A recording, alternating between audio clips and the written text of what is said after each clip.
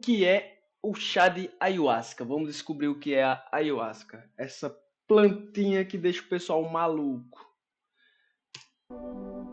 O chá de ayahuasca é uma bebida feita a partir de uma combinação de duas plantas amazônicas. Uma planta conhecida como mariri, ou jagube, com folhas de um arbusto conhecido como chacrona ou rainha. A produção e o consumo da bebida são comuns no mundo todo, mas principalmente nos países ocidentais. Embora seja considerado um alucinógeno, o seu uso em cultos religiosos é permitido no Brasil. O chá é frequentemente associado a rituais de diferentes grupos sociais e religiões, além de fazer parte da medicina tradicional dos povos da Amazônia. No vídeo de hoje, então, te contaremos tudo sobre essa bebida que altera sua consciência.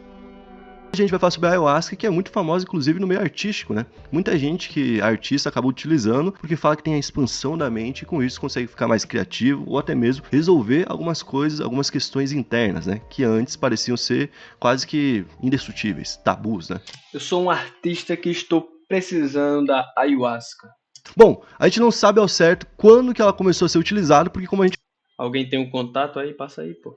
falou, ela vem de meios naturais. Então ela não é feita dentro de uma fábrica e por isso não tem como dizer, olha, exatamente aqui começou a ser usado o ayahuasca. Mas alguns desenhos, em pedras mesmo, levam a crer que o uso acontece desde 2000 antes de Cristo. É muito tempo, hein? Um bom tempo aí. Imagina, tipo... 4.000 anos de ayahuasca. Tu vê lá um negocinho no chão e tu fala... Ah, não, e tu misturar com outro, né? Vou experimentar aqui pra ver.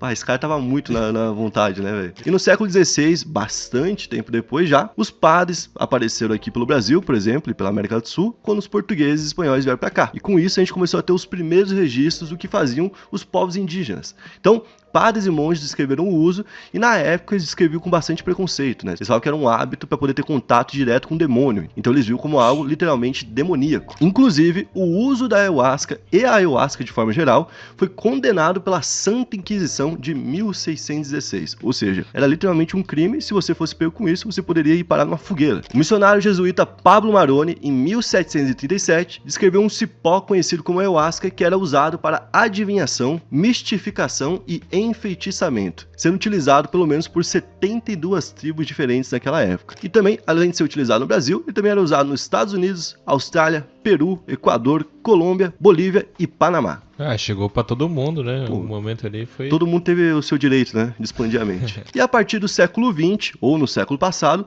passou a ganhar então esse peso religioso que existe hoje. Os principais cultos que surgiram foram a União do Vegetal, fundada em 1961, o Santo Daime, fundado em 1930, e a Barquinha, fundado em 1945. Barquinha. Santo Daime, por exemplo, lembro que eu via quando era criança, tem um aqui em Balneário. Eu já vi também. Inclusive, é um lugar que a gente poderia ir em algum momento, né? Tentar marcar alguma entrevista com certeza. alguém, para poder colher direto da fonte, né? Ali algum tipo de testemunho de quem já viveu isso. E bom, o que é na prática o ayahuasca? Também conhecido como Santo Daime, é uma bebida feita a partir da mistura dessas duas plantas que a gente falou, o cipó jagube e o arbusto chacrona, e é uma redução da fervura das folhas. Então, tipo, você ferve as duas plantas ali, vai reduzindo, e no final, como resultado, sai dali um líquido marrom. Ah, são duas plantas. Pensava que era só uma ervazinha que fazia um chá e tal.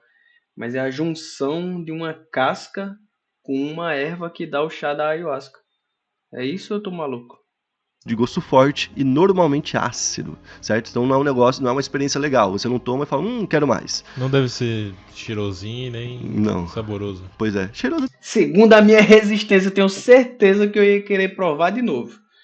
Segundo a minha resistência sanguínea. Pode ser, né? Porque é folhinha e planta, tal. né? Mas o gosto mesmo deve ser horrível. E o significado do nome explica um pouco de como ela era vista naqueles tempos antigos. Aya significa espírito morto ou ancestral. E o asca significa vinha ou corda. Então tem várias formas de traduzir o nome na prática, né? Como por exemplo, cipó do homem morto, liana das almas, cipó dos espíritos e cipó da pequena morte, além de vinho da alma. Todos eles remetem a...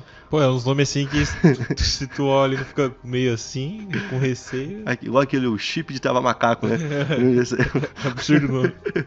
E bom, quando você toma ele, depois de 15 minutos você começa a ter um processo de mudança da percepção sensorial. É uma forma bonita para falar que você passa a sentir diferente, a ver diferente e a ouvir diferente. Então você tem um aumento de neurotransmissores, o seu cérebro fica ainda mais ativo, muito mais ativo, e com isso você começa a perder algumas definições. Por exemplo, vou dar um exemplo muito prático. Você olha para a parede parede, e a parede vai até o chão, e você vê onde começa a parede e onde termina o chão. Você pode talvez não ver isso mais, entendeu? Você pode começar a ver a parede se misturando com o chão. E aí você perde a noção de profundidade. Ver a parede mais longe, tipo, às vezes tá mais pertinho de tu, só que daí tu vê ela lá longe, assim. E principalmente tem gente que fala que existe a disfunção dos sentidos. Por exemplo, você consegue ouvir uma visão e você consegue ver um som. Aí isso daí já... Pô, dá muita vontade, né? Só que, tipo assim, ao mesmo tempo dá muito medo, igual tu falou. Por isso, então, que muitas pessoas acabam tendo miragens quando utilizam a ayahuasca com visões ancestrais. Que muita gente fala, pô, eu conversei com alguém que já faleceu, conversei com meu pai, com meu avô que faleceu e eu não consegui me desculpar a tempo e tal. Consegui o perdão dele e tal. Muita gente utiliza dessa forma, né? Pra poder buscar algo ou algum contato. Tô achando que é algo mais espiritual, não é? Não é tão recreativo igual essas outras coisas que o pessoal usa por aí, né? A ayahuasca é algo mais religioso mesmo, de fato, mais espiritual. Contato com o ancestral. E também, logo em seguida, a pessoa passa por um processo de limpeza. Então ela começa a vomitar, ter diarreia e tudo que tá dentro dela acaba saindo naquele momento. E isso tende a durar de 3 a 4 horas. Pô, eu acho que essa aí é a pior parte, eu acho, né, mano? Porque imagina tu tá meio doido, com a percepção toda ativa ali, e aí tu começar a ter dor de barriga e daí não consegue chegar no banheiro. Eu vi que onde a galera usa, assim, tem, já fica todo mundo com o kit ali também de... Então, normalmente... quando... É que é pra tu usar, né? Junto de pessoas que não vão estar utilizando, certo? Exato. E que vão estar ali justamente já com uma certa prática nisso, né? Isso. Que já sabem como agir, que já sabem onde te levar. O banheiro aqui. Elas ficam ali cuidando e tal. Ficam cuidando de você. Foi o que chegou até mim, né? Então, tipo, é uma situação diferente. Não é uma coisa, por exemplo, como o LSD, que o pessoal usa pra ir num festival de música, que o pessoal usa pra sair na rua, o pessoal usa,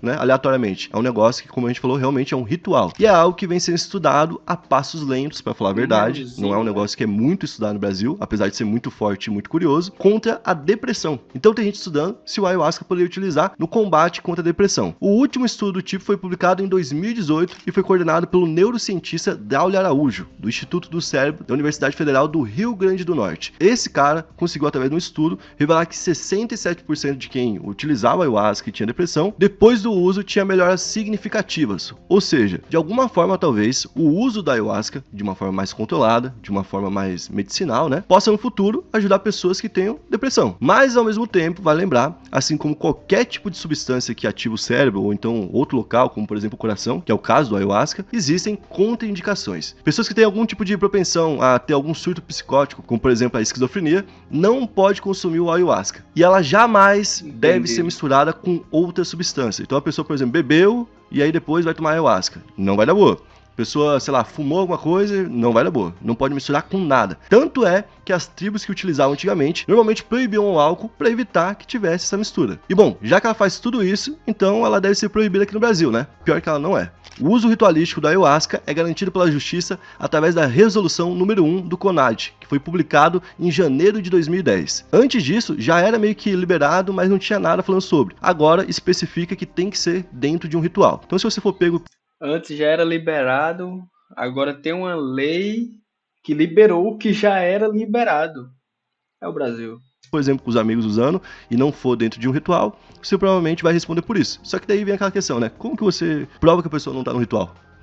Não... Então meio que liberou, de certa forma. Será que é mais ligado a bagulho de tribo, assim, e tal? Pra, tipo, cultural? Tem essa ligação cultural com as tribos e também tem a ligação religiosa, né? Que já implicitamente explica. Se você tá dentro, por exemplo, do Santo Daime, né? E tá utilizando, eles já sabem pra que é um ritual. Mas eu digo, por exemplo, e se o Santo Daime, do nada, decidir fazer isso, sei lá, no meio da natureza? Aí tem 10 pessoas fazendo isso. Certo? Entendi. Então pode ser uma reunião fora da sede do Santo Daime. E por conta disso, dela ter dois tipos de peso, um peso religioso e outro peso como alucinógeno, existe uma luta pela mudança da classificação. Hoje ela é considerada um alucinógeno, mas muita gente fala que essa é uma classificação incorreta. E quem defende isso fala que basicamente quem acaba passando mal por conta do uso do ayahuasca, muitas vezes é porque não fez a preparação adequada. Entre as regras que você tem para poder utilizar dentro de um desses centros, é pedido que evite o sexo por um tempo, ali uns 7 dias, se eu não me engano, o álcool ou qualquer outro tipo de droga, inclusive cigarro. Então, tipo assim, Você não pode Bastante consumir coisa, nada, né? tem que se limpar mesmo. E além disso, você tem que adotar uma dieta específica variando entre cada comunidade. Então, tipo, você vai no Santo Daime vai ser uma, em outro lugar vai ser outra. E depois que você usa ainda, é recomendado um repouso, onde você tem que ficar um tempo ali, literalmente só parado e consumindo aquilo que você passou, aquela transformação que você viveu. E aí nisso, entre alguns casos de pessoas que acabaram utilizando de uma forma que não foi a correta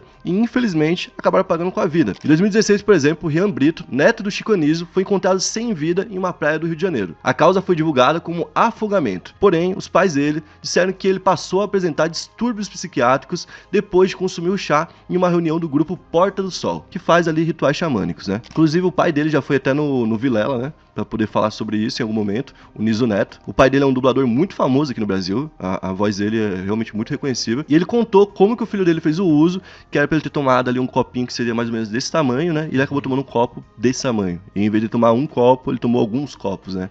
Então foi ali uma forma de usar que não foi guiado, como a gente falou, não tinha alguém instruído por perto pra poder falar, olha, você tá fazendo demais, não é assim que se faz.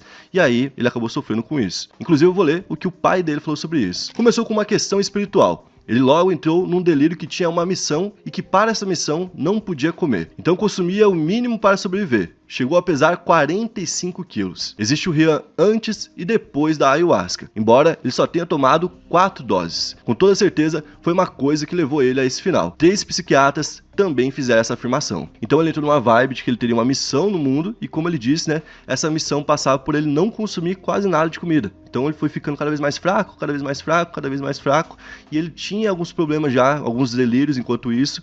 Então ele ter se afogado na praia talvez possa ter sido por conta disso. Ou pelo corpo dele estar mais fraco do que deveria, ou então por algum surto que ele teve, né?